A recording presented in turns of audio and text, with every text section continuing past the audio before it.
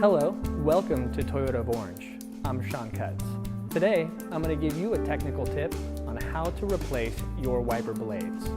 You may have a model like this 2017 Toyota Prius that only allows you to replace the blades. Simply start by removing the wiper blades from the wiper arms.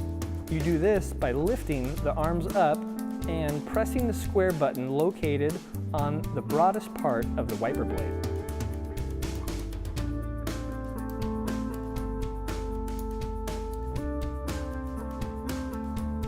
Next, take your new wiper blade and replace it into the wiper blade arm.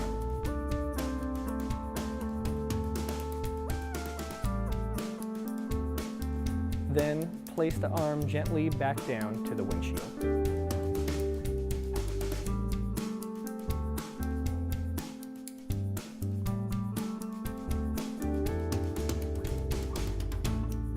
After that step, you're good to go.